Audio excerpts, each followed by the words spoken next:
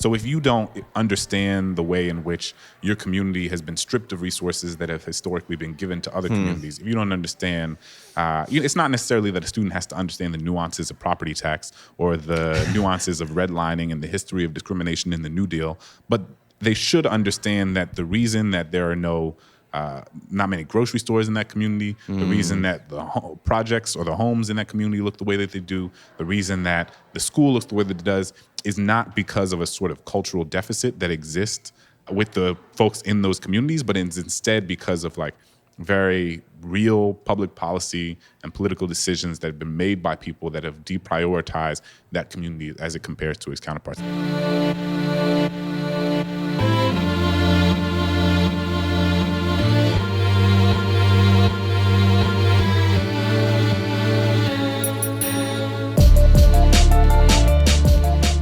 What's up, everyone, and welcome to Chapter 27 of the Let's Give a Damn podcast. It's a rainy day here in East Tennessee where I am at the moment, and I couldn't be more excited because it reminds me a little bit of my true love and home of 4 years, the Pacific Northwest. I love it, I miss it, and I'm feeling a little bit at home today. Before we get into introducing today's guest, I want to continue to encourage you to give toward the relief efforts happening all over Texas right now as a result of the devastating Hurricane Harvey. Last week, I mentioned my friends at Legacy Collective. They're doing great work.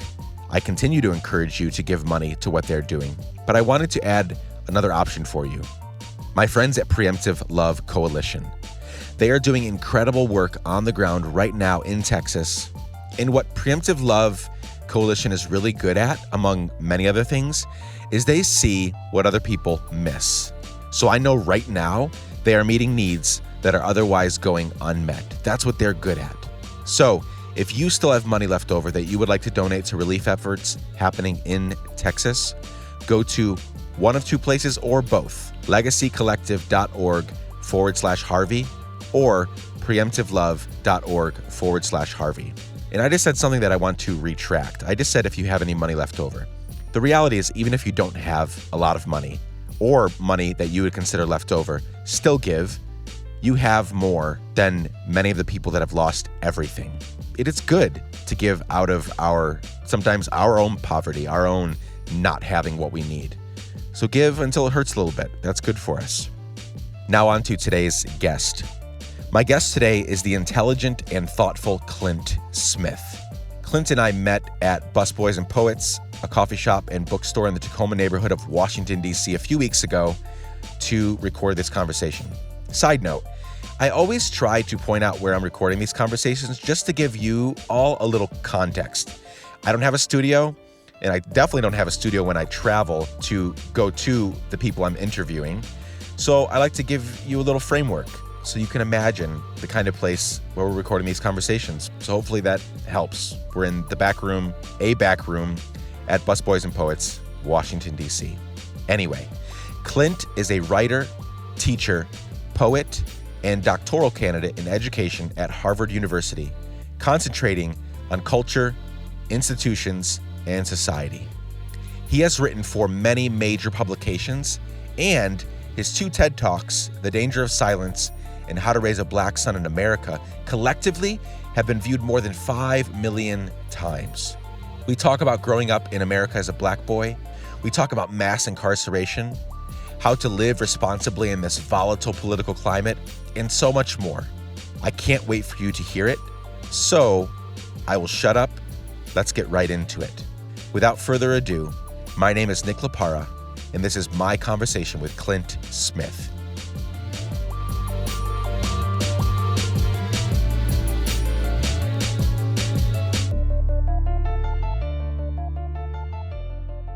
First of all, thank you so much for being here. Of course. I'm really, really excited. A bunch of my friends, you may have seen them respond to the tweet that I had tweeted you. They're really excited about this as well. Yeah. I've admired, your work and your contribution to the internets for, is quite some time. And yeah, just really grateful for you. So I'm excited to get to talk about this in the context of this Let's Give a Damn podcast. Definitely. So I have so many places I want to go, but let's start with your TED Talks.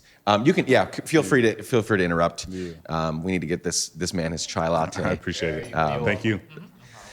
Let's start with the TED Talks. Yep. I actually just rewatched them both this morning just to get re-inspired and to hear the words again. 5.6 million collective views between the two of them. A lot of people have seen these, shared them. They've impacted a lot of people, obviously.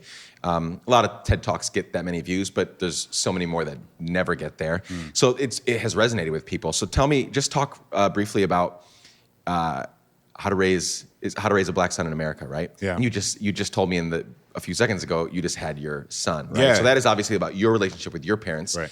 But now it's going to take a whole different outlook for yourself because things have drastically changed since you were a kid and not changed at all in a lot of ways. So talk about how that came about and how it's affected people, and then how you're thinking through it with your own son now. Yeah, no, it's really interesting. So I was raised in a very mixed race, mixed income community in New Orleans. I had black friends, white friends, Asian friends. It was like the Disney Channel. It was great. We were riding our bikes with theme music playing in the background and our hair blowing in the wind. And so there was a time when you had hair then? There was back in the day, and blowing in the wind is a generous rendering of what took place. But my dad was always very clear. My dad would say, I love that you have such a diverse group of friends. This is why we moved to this neighborhood. This is why we sent you to the school.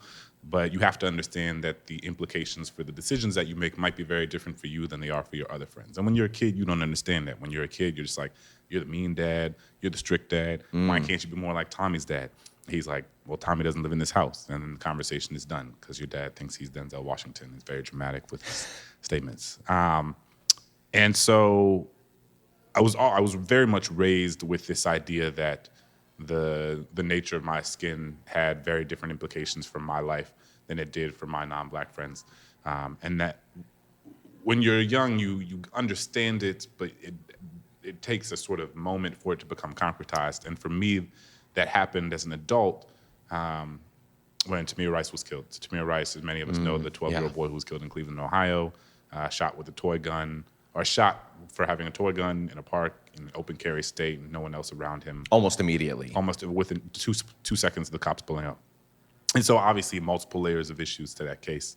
And for me, that moment really made real and made concrete the fear that my parents had their entire lives, the reason that I wasn't able to play with Nerf guns or water guns outside, the reason I wasn't able to, that they told me to take my hood off as soon as the sun went down, and all of these different things that felt very specific to me and some of my other friends, while my white friends were not experiencing that same iteration of the talk, right? The talk looked very different in that community. And so part of what I wanted to do, that TED Talk happened in a moment where, it felt like every week was a young black man or a woman who was being killed, or boy or girl who was being killed at the hands of police, who was unarmed, and I wanted to reflect on. I was also in the midst of writing my own book, sort of reflecting on a sort of coming of age as a young black man, experiencing what I call the sort of marathon of cognitive dissonance that it is to grow up as a young black person in this country. How does one grow up in a home in which you feel loved, affirmed, and celebrated, and then go out into a world in which you are constantly rendered a caricature of someone else's fear? And that was the sort of essence of the talk that my parents had with me as a kid, is that, like, the world is going to see you in this way. Many people in the world are going to see you in this way, but you have to understand that that is not because of anything that you have done to deserve that. It is instead because they are projecting their own fear onto you.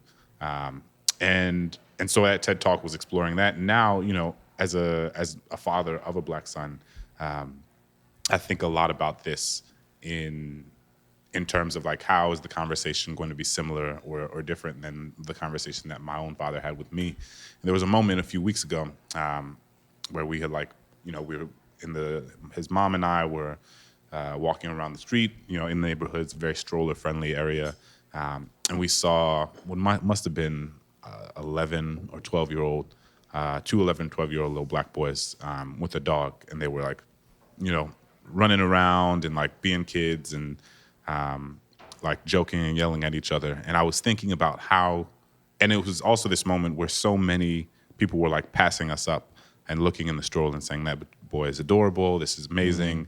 And I was thinking about the moment that a young black boy goes from being adorable to to dangerous, right? And what is that line? What is that threshold? What is it that makes it so that those boys I saw across the street are not going to be seen as they once were, as sort of harmless and adorable in the way that I think a lot of other folks are afforded that sort of rendering of childhood in a much more extended way. And so it sort of just got me thinking about the implications of Black youth and Black boyhood, and how it's stripped away so much earlier than boyhood is for so many other young men.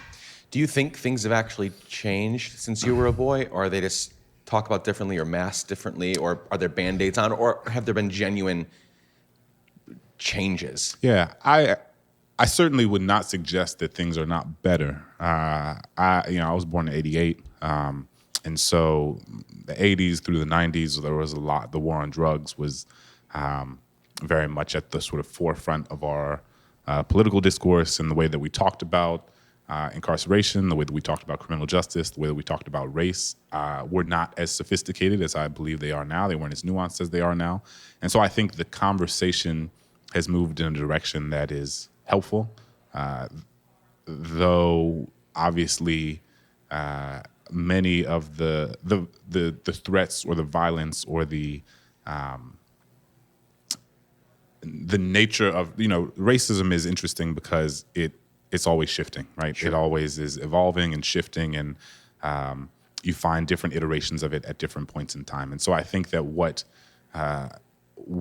institutionalized or systemic racism looks like right now is not necessarily what it looked like in the 2000s Sure. or in the 90s or in the 80s.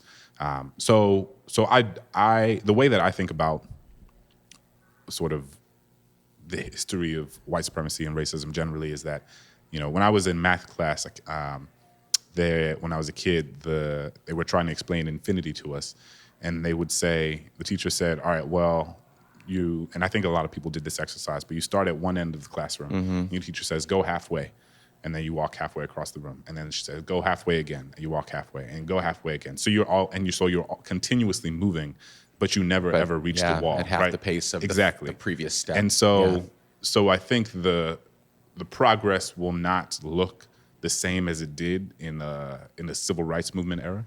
I don't think progress will look the same as it, again, as you kind of mentioned, that the progress is still happening, but it is not as dramatic in the way that it manifests itself. But I think that you can continuously get, if the wall is this idea that racism does not exist in the United States, I don't know that place exists. I don't know that a country founded on the premise and predicated on the exploitation of Black and brown bodies will ever exist as a place completely devoid of that phenomenon, because it is so deeply ingrained in the history. I think what we can do is continue to move closer and closer to the wall, and I think that progress is important, and I don't think that progress is something to be discounted.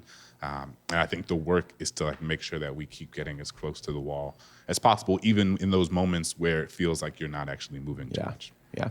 While you take a sip or two of your chai tea latte, because I don't want to keep you talking the whole time. That makes total sense. Let's talk about your second video, which impacted me in a much different way, in a much greater way, because of the kind of work that I'm doing in this podcast even. So The Danger of Silence.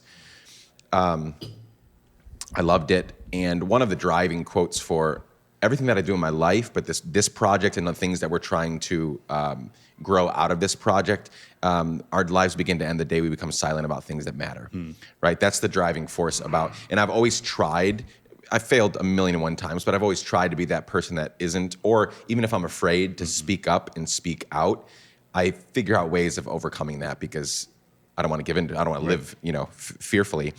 So talk about this poem now, and especially, I mean, it was all impactful. I also want to congratulate you because I was watching the timer on the floor. They give you like a 4 minute, 4 minutes, 20 seconds, and you ended like 3 seconds before. It's a very daunting timer. It's I'm sure. It's right there. It's glaring. And I saw it. And as you did your last line, it was saying 7, 8. So you must have ended right about like 3 seconds before. So congrats, because that's a hard thing to do. When you're talking about the danger of silence, right? And they go, okay, do that in 4.5 minutes. Right. But you did it. So talk about this poem, the impact that this video's had, but also there's one line in there toward the end where you're talking about the lady at the gala or the fundraiser that, pats you on the back and says, like, we're super grateful that you're out there teaching all these unintelligent, poor kids, right? Yeah. And then you address it at the end where you wish you could tell her exactly that they could walk circles around her, and she watched one video of The Wire. So the idea there is that this has come up in multiple conversations that I've had with people, that we need to be better at slowing down, learning more deeply about the issues that we're passionate about. Passion can only take us so far, right?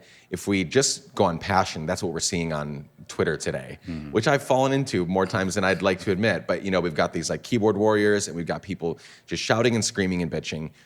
And they don't really know what they're shouting, screaming, and bitching about, right? They know headlines and they know they can recite a clickbait, type headline. But they don't really know the deep parts of the issues that they're trying to address. So you're addressing that in this poem. Yeah. Don't be silent. Speak up. Speak out. But there has to be some depth to what we're speaking about. Right. And you're obviously there, like you're PhD candidate. You've been awarded all these things because you've properly and intelligently address a lot of these things. You don't just go into it just barking and typing away. So talk about that for a little bit. What is our role in just about that poem, and then what is our role in knowing about what we're talking about? Yeah. So that poem began. That was written several years ago when I was a high school English teacher in Maryland, and we had a big anti-bullying initiative that was happening, and we. The entire school district was saying it's important for teachers to talk to their students about standing up against verbal and physical abuse, and to make sure that there had been some incidents in which students had experienced like some real, some physical abuse and verbal abuse that had like very real and dangerous, violent implications for their lives. And so we had a big initiative as a school and as a district to say, we need to stop bullying. We need to make sure that we stop it in our classrooms, stop it in the hallways, wherever we see it. And to make sure that our students understood that was their job as well, right? It wasn't just something for the teachers and staff to be doing, but something for them to be doing as well. And I had this moment where I was telling my students, I was like, you got to stand up against, even when you're not directly affected, when you see somebody being bullied or seeing somebody or somebody talking about someone else in the lunchroom, or all of these different iterations of bullying, it is important for you to say something. It's important for you to not be silent, because that makes you complicit in the injustice happening against that group or individual. And I had this moment where I realized that I was asking my students to do something that I wasn't necessarily consistent in doing myself. And as for any of us who have worked with young people or been parents or been educators, we know that asking your kids or asking your students to do something that you are not actually doing yourself kind of gives you this like strange, icky feeling about sort of a compromised morality in some ways. And so, I realized that there were so many moments in my own life where I was not saying anything because the issue did not directly affect me or people that I care about. And I realized that is not aligned with the person that I want my students to be, or the people that I want my students to be, and the person that I want to be as an example for my students. And so that poem really began as a means of holding myself accountable to say, it is hard. And I think that that's the important part of this conversation that often is missing. I think sometimes we can say, if you don't say anything, you are complicit in the injustice of millions of people, and then we go immediately to like, so speak out at every opportunity. Right. And there's not an acknowledgement that it is a very difficult thing to do, right? I mean, being a middle schooler in the cafeteria and everybody's, making fun of, somebody for certain clothes they wear or for any other reason, it is hard to be the person in a group of kids to say, hey guys, that's not okay. That's not really cool, because it immediately ostracizes you, or you fear that it will ostracize you from that group. And the same thing when you're an adult, right? The same when we adults get into the same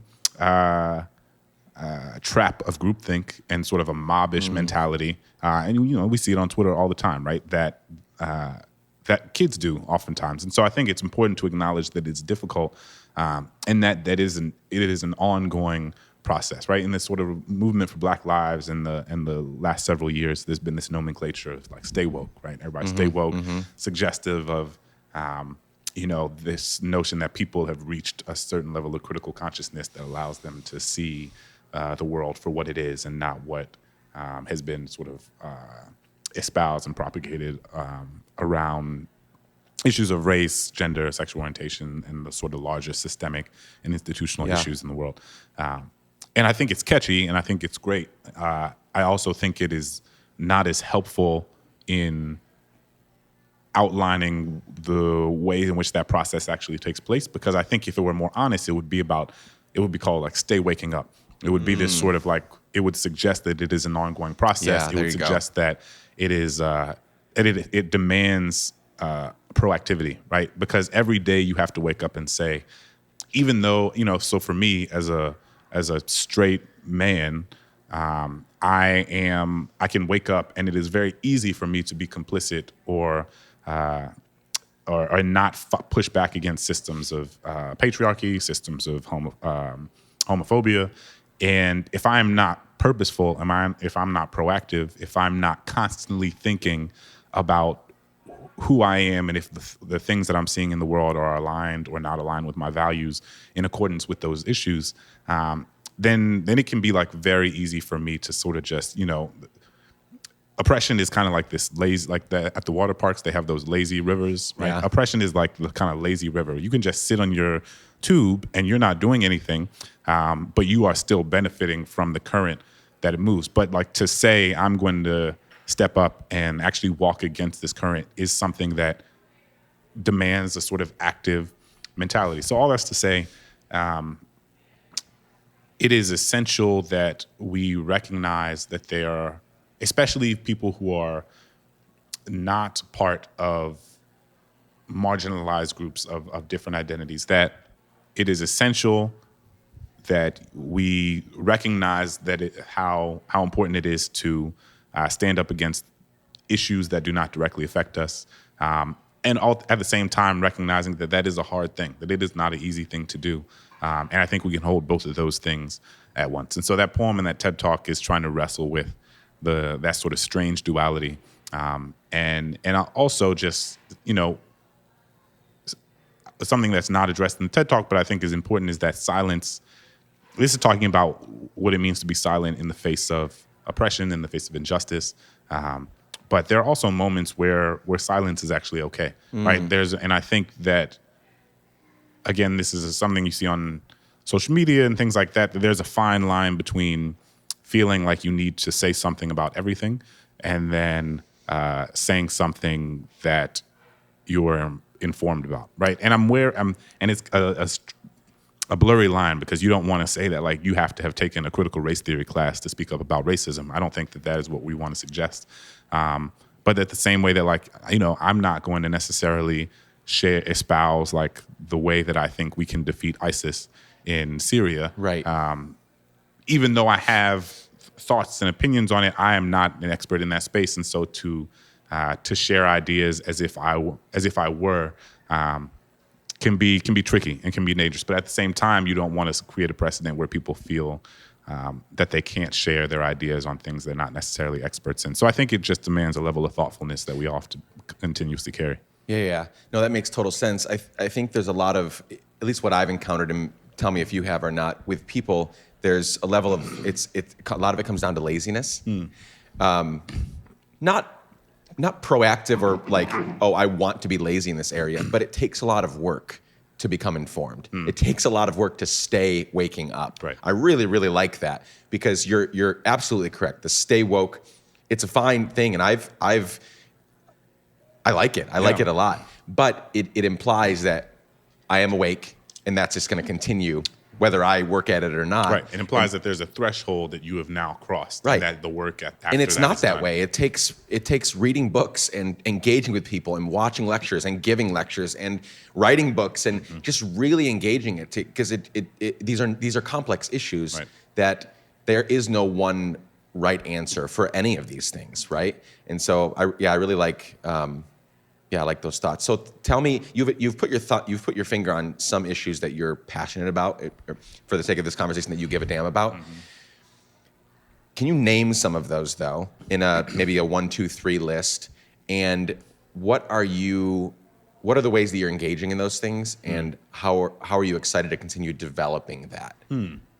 Well, so right now I'm working on my dissertation for my PhD, which is about the educational experiences of people who are incarcerated. So I worked with men who were serving life sentences in Massachusetts for several years before I moved down to DC, and I taught creative writing. And working in the prison, for anyone who's worked in prison, I think they'll tell you a sort of similar thing, that it completely recalibrates the way you think about incarceration, and it completely recalibrates the way you think about this notion of who deserves or does not deserve to be incarcerated. Because part of what you recognize is that, but for the arbitrary nature of circumstance, but for the arbitrary nature of birth, I could have so easily been the person in that jail cell instead of them. And you realize that there's 2.3 million people in prison and jail right now. Goodness. So much of that Just in America. In America, we have 5% of the world's population, 25% of the prison population. But so much of that is so deeply correlated to poverty, right? It is the trajectory that poverty puts young people on is fundamentally different than the trajectory that middle and upper middle class young people experience. Not because one is more capable or deserving than another, but simply because, again, but for the arbitrary nature of like what parent you're born to, what neighborhood you're born into, what school you get to attend, that puts your life on a different trajectory that you may not necessarily have. That is not a sort of this like Calvinistic predestination type thing, right? It is, so for me, I go in there and I realize that, if I grew up in poverty and I had a mother who was addicted to drugs, or a father who wasn't around, it could be very easy for me to sit in geometry class and say, this actually has doesn't feel like it is relevant to the very real and material circumstances I'm experiencing now, that like my siblings are hungry, that none of my parents can work, so I need to get money. As a young black person, all we know, the social science for young black people without high school degrees, is that it becomes incredibly difficult for them to get employment because of assumed criminality and different things like that. So oftentimes people are either in jobs that don't pay enough, or they're in jobs, or they can't get a job in the first place.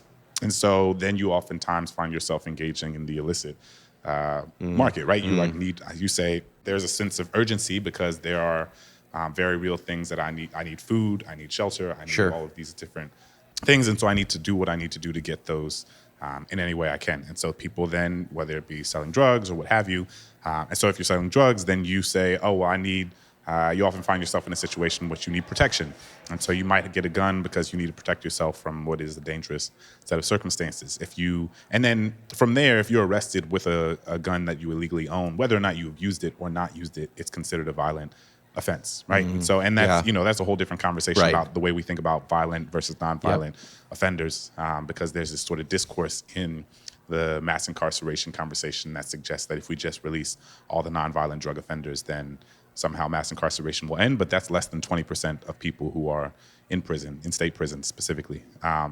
So that's to say, that person could get arrested and then be sentenced to spend 15 years to life in prison, simply because they recognized that there was a sense of urgency about how to fulfill a set of very real needs that they had for themselves and their family that they were unable to do in a way that we consider to be aligned with how young people should be navigating their lives. So that's oftentimes what young people are doing, is responding very rationally to a set of irrational circumstances that they are a part of.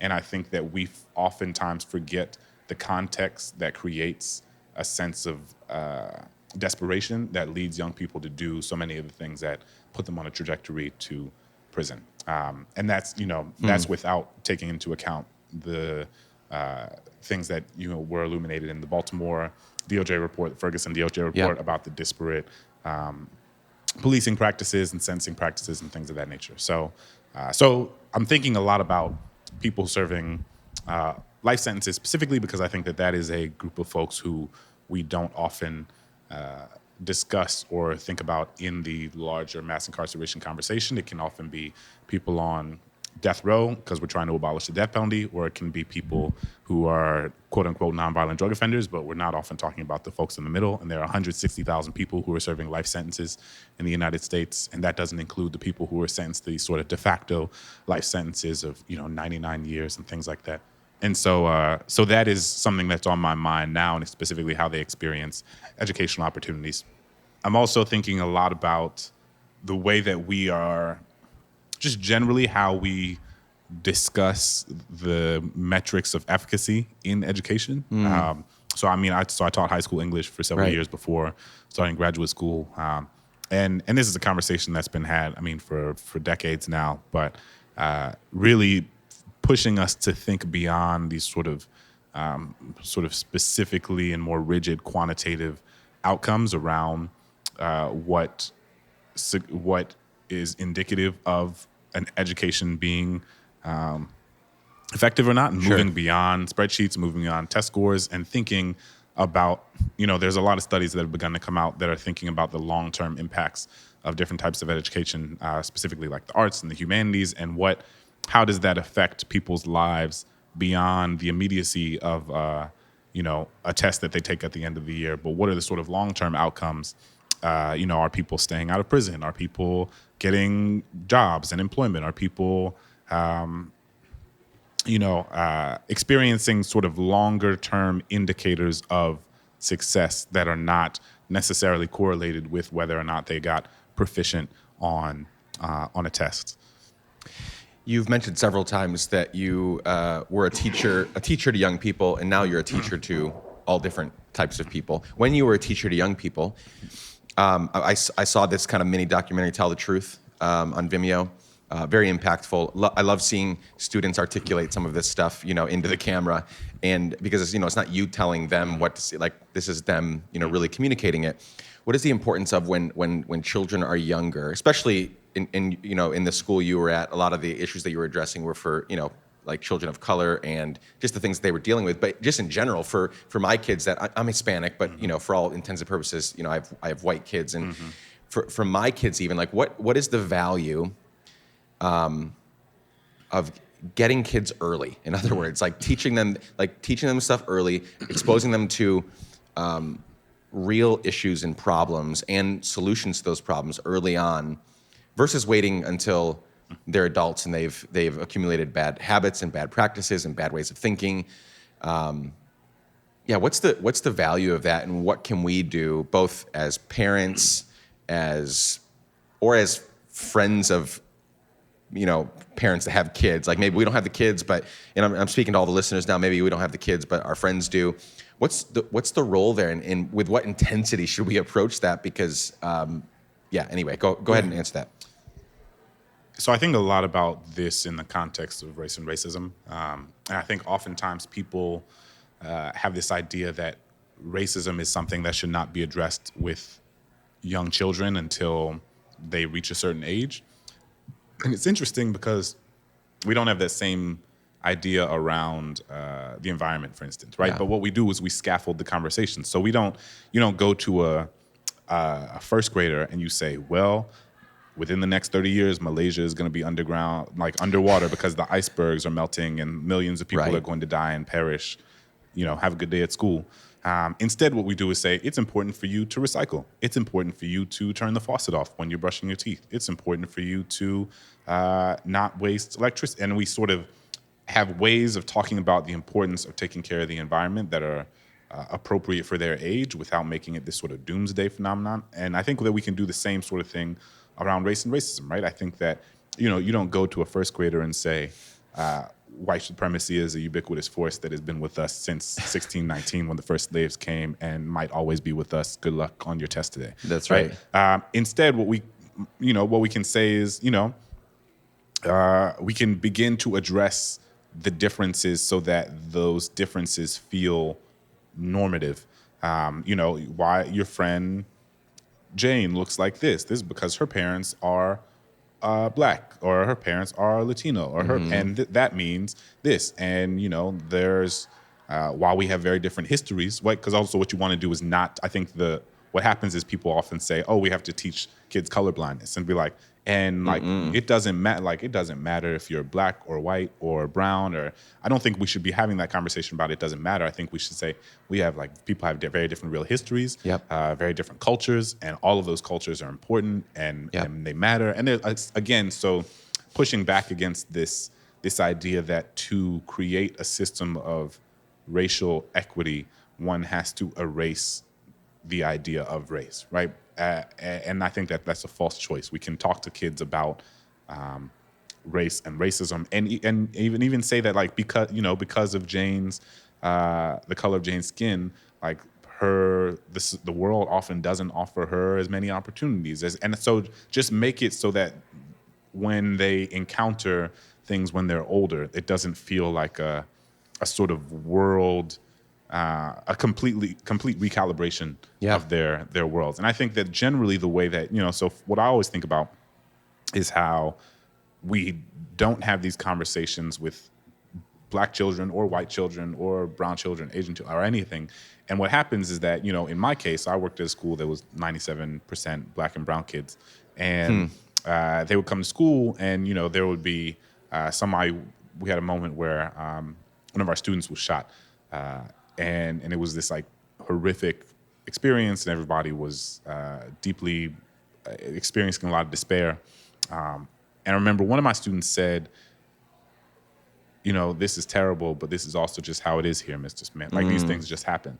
And that was a moment where it was clear to me, based on the rest of the conversation that we had, that he, as well as many of my other students, didn't have the tools to understand that the reason that their community exists the way that it does is not because of the people in those community, but instead what has been done to that community over decades and decades and centuries, right? So if you don't understand the way in which your community has been stripped of resources that have historically been given to other communities, if you don't understand, it's not necessarily that a student has to understand the nuances of property tax or the nuances of redlining and the history of discrimination in the New Deal, but they should understand that the reason that there are not many grocery stores in that community, the reason that the projects or the homes in that community look the way that they do, the reason that the school looks the way that it does, is not because of a sort of cultural deficit that exists with the folks in those communities, but it's instead because of, like, very real public policy and political decisions that have been made by people that have deprioritized that community as it compares to its counterparts. And I think what happens when you do that, you restore a sense of agency to these young people, right? You recognize that the world is a social construction and thus can be reconstructed and deconstructed and made into something new. And the conditions, the material conditions in which you exist are not an inevitability, but are instead reflective of choices that have been made, and a different set of choices can be made moving forward. So that's very helpful. So you live in DC. I assume you're going to continue living in DC or an urban setting. I've always lived in urban settings, big cities. We're trying to move to New York City right now. And I'm doing that 90% for my kids. I'm doing it for a lot of reasons. But one, but I've traveled the world. I've lived or spent time in 30 plus countries, 15 years outside the US. And I'm so grateful for the worldview that I have because of that. But not everybody listening, and most Americans don't live in these cities, right? They don't live in, you're talking about, like, what grocery stores, why this, why that, why does this place look like this? Why did that happen? A lot of families and people listening don't get to experience that. They live in, towns of 50,000 or less. All their neighbors look like them, or they live in rural, and so their next neighbor's 2 miles over. And they're not necessarily just going to pick up, maybe some of them should, but they're not necessarily going to pick up and move to X city so that they can be in this, right? But maybe they still want to learn. And so I'll couple that with something else that I wanted to mention. Most of the people listening are white, and that's great, and that's fine. I'm not saying that's a bad, I'm just pointing out that they're mostly white. What are the best ways that we can learn this stuff, right? What are the best ways that we can engage with it? Either because of the skin of our color, and we don't have the history behind us. Maybe we don't have a lot of, black friends or Latino friends or Asian friends that have experienced these sorts of things. Or we just live in a place, that it's everybody looks like me where I live. What are the ways that, or should some of them get up and move to these places? What are your thoughts on that? So I should also say that, so the story I shared was specific around my student and what it means for students like that to understand for themselves that they are not the reason for their poverty. They are not the reason for the difficulties they may be experiencing in their lives, but actually these are the result of like socio-historical and political decisions that have been made over time. I also think that it is as essential, if not more essential, that students in other communities or students who are all white or students who are all affluent similarly learn that, because otherwise what happens is that they begin to create caricatures of the people living in those settings, right? So like, for someone living in, we mentioned Tacoma, Washington, I don't know how many brown people live in, but so let's think of a place where the majority of the community is white and relatively affluent. It is, I think, essential that these conversations are being had by those parents and by those teachers as well, because what you don't want to do is often what happens now is that a lot of white folks grow up believing this idea that the reason that certain communities look the way that they do as compared to their own is reflective of a cultural deficiency of a group of people. And that's how you get these caricatures of, Latino folks as lazy or black people as violent or any of these things. And we're not having real conversations about the structural realities that create these phenomena. So I think that, this is not something, that conversation is not something limited only to the people who are experiencing it. And I don't think you necessarily have to live or even have been to an urban setting, so to speak, to have a conversation about why, and so, for example, the president keeps talking about Chicago, right? He keeps bringing up Chicago and saying, like, the gun violence in Chicago is horrific, and I'm going to send federal, federal troops in, or federal National Guard, or something like that. Yeah.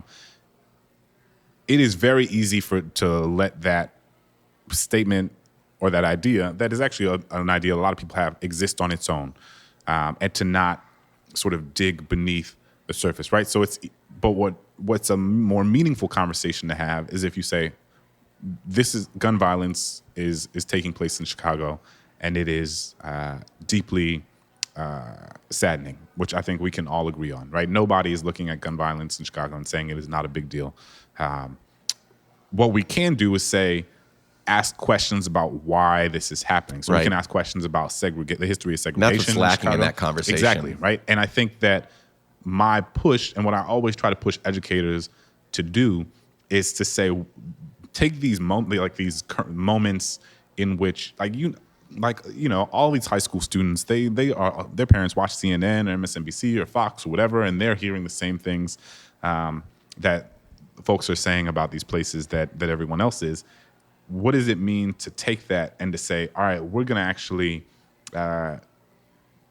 sort of do a deeper dive around what this means? Because if you don't, all people begin to see is that, like, black people in Chicago are violent and kill each other, and that lends itself to a whole host of stereotypes that continue to be fulfilled. It perpetuates. Exactly. Yeah. And instead saying, there's this history of housing segregation in Chicago. Yep. There's this history of economic destabilization. There's this history of insufficient public housing, and then public housing that has been torn down. And so you can go on and on and on about the reason that certain, it's a very specific set of communities in Chicago that experience this violence, and that the realities of those communities are deeply tied to, again, public policy decisions that have been made over the course of the past century and a half that have made that city look the way that it does. And if you're not having a conversation about that, then we're having an insufficient conversation around the issue itself. And oftentimes the thing is that we don't dig beneath the surface to try to understand why these things are happening. But if you understand history, then you can understand that, like, everything, all the inequality that we see in the world actually makes sense. Not makes sense in that it is just or it's okay, but makes sense because you are able to understand what led to it. So much I want to bounce up. I won't, though. I'll restrain myself. I think I'm glad you pointed out some of those things about our current president and the way that he sees this fixing itself, or that he wants to fix it. And the reality is that that's what he's proposing, and what many people think is way easier than the actual solutions. than the actual solutions. One of them being mentoring and hand-holding and hugs and being there day after day, right? Like just being there and I know this is not the only answer. I'm just saying it's one of them. Is actually it's hard effing work. Yeah. And it's much easier to say we're going to go in there and we're going to push our way in and push these problems out. But if the soul, if the heart doesn't change, right? It's just it'll keep going. And it reduces your capacity for empathy, and it reduces and what a city like Chicago needs is not the National Guard coming in. What it needs is more jobs. What it needs is more hospitals. What it needs is better mental health care. What it needs, so but if you are continuously implicitly or explicitly dehumanizing a group of people, then the capacity for empathy that those looking on will have, and the nature of the discussion will be more so about a sort of it will sound more like an occupation than it will what we would want for our own community or our own cities or our own families, right? If you give people jobs, and if you give people income, and if you give people health care, and if you give people food, the nature of violence in that city and in every city like completely changes, right? And I think that is why is that not part of the conversation in the same way that sending the National Guard in, or we need more police on the street, or and we don't, that can be for another podcast, right? Like the nature of policing and like what that should look like. But I think it is important to ask ourselves why certain fixes are constantly proposed around issues of violence and poverty that aren't actually addressing the fundamental realities of that create this violence in the first place. Yeah. What does the future hold for Clint Smith III? What are you excited about? What's ahead? Yeah, well, my son is 6 weeks old, so I am excited. So many congrats. All the milestones. Thank you. Of he's starting to smile at us, and so I'm excited for him laughing and him talking and him sleeping more than an hour and a half at a time. It'll come. There's hope. I promise. So he is the center of my world right now, and I have. And it's one of those things they say being a parent changes you in ways you never understand, and it sounds cliche, but it's just so true.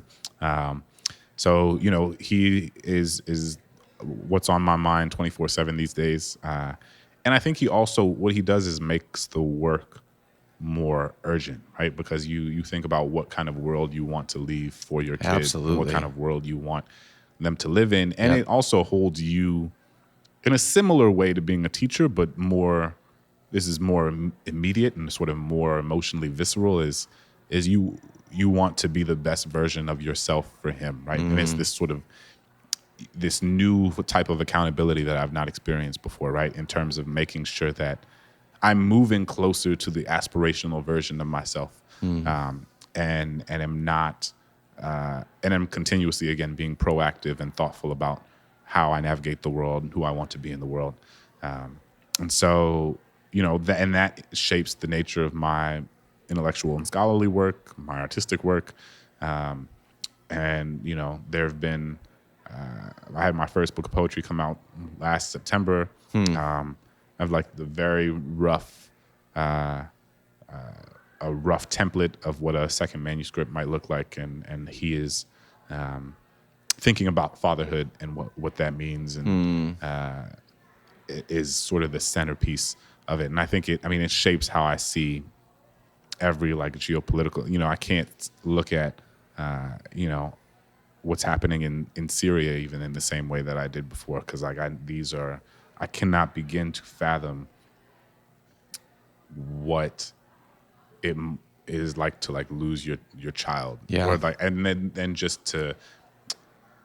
It just it's changed everything, right? And that's a whole different. I mean, I have a lot to say about our capacity for empathy to those in places like that where Yeah. violence feels so normative, and why there's so much outrage, rightful outrage around people being killed in Paris, but people being killed in Beirut or Lebanon or Syria, or Iraq. Syria, Iraq. It feels we're more able to easily digest it in a way that feels and I count myself in that, and I have to continuously say why 100 people were just killed in a suicide bomb in Iraq. Why am I not as viscerally upset as when somebody was killed in Belgium? And you have to, again, that's why going back, coming full circle, that's why you have this idea of like being a critical observer and participant in the world is not a threshold you cross. It is every day reminding yourself,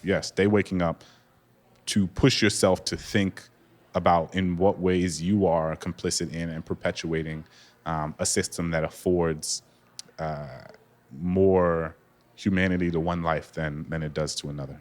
That's fantastic. Before I ask the very last question, where can people find out more about you, and what do you want them to look for? Right, because they could type in Clint Smith and a lot of stuff will come up.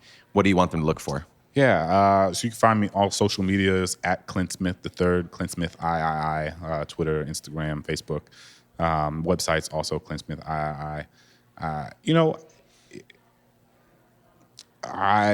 What I hope for my work is that it can help people feel seen, who may not see themselves reflected in other spaces. But then that can also be illuminative for folks who may not necessarily understand. I think that that's what art and writing at its best does. It is both something that makes people feel understood.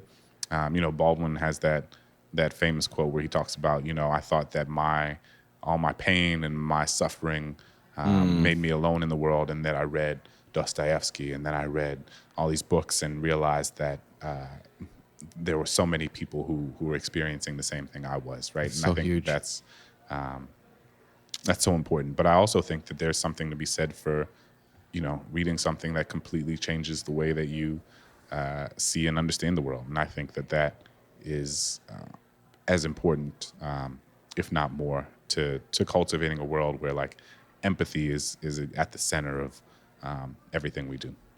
Love it. The last question is a hugely but hypothetical. It's a hugely important but hypothetical question. For some reason, when you die, which is going to be a long, long time from now, hopefully, with all your family and friends and fans and your son and your wife, like they're all there to honor the life that you lived. I'm going to give your eulogy. I'm going to speak your legacy over the people that have gathered to both mourn and celebrate your life. What do you hope that I would say on that day? Man, I hope that you would say that he was kind. I hope that you would say that he was good to people. I hope that you would say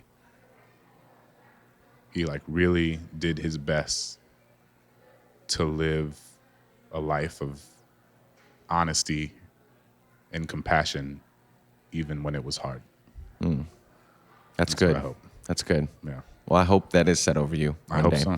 Thank you so much for joining me, and please thank your wife for letting you get away on a Sunday morning, and your six-week-old son for letting you get away on a Sunday morning for an hour to spend with me. I really appreciate it. I appreciate it. Thanks. Thanks.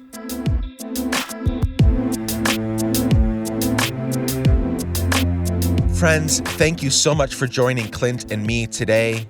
I hope you were encouraged and challenged by our conversation. Follow Clint everywhere on social media at Clint Smith III. That's at Clint Smith III. And check out his website, also ClintSmithIII.com. And please buy a copy of his collection of poetry called Counting Descent. You could snag yourself a copy on Amazon today. As I begin to wrap up, here's a review that Gino from Philadelphia left on Apple Podcasts about our show. He says this, and now for something positive. In a world gone wrong, it's great to hear the stories of people who are doing good. Nick's passion and enthusiasm for people comes through and adds to the enjoyment of this podcast. Gino, thanks so much for that generous review. If you like this podcast and want to continue seeing us make podcasts for a long time to come, here are a few ways you can help us. Leave us a review on Apple Podcasts. Tell a friend they should listen. Share an episode on social media. Or you can give a few dollars a month to us by going to patreon.com/Let's Give a Damn. That's patreon.com/Let's Give a Damn. And you can begin giving at the giving level of your choice. That helps us tremendously, as right now, no one involved is getting paid. These are really dollars that are going to covering production needs, travel costs, so on and so forth. Okay, our time together has come to a close for this week. That's all. You are awesome. I thank you for being here. I hope you're having fun and learning a lot. Go give some dams this week, my friends. I love you. Can't wait to hang out with you next week. Bye for now.